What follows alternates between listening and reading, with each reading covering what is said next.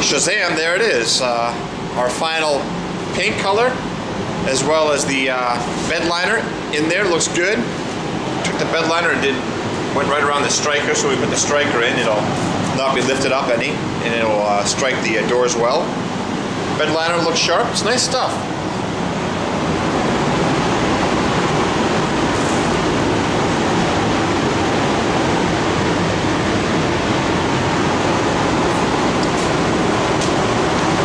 Put up underneath the dash.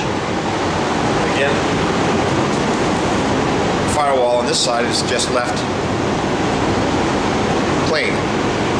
Does look good though. Pretty contrasty with the dune beige color and the black. Certainly sets itself off there. And again, we went around where the striker would go for that door.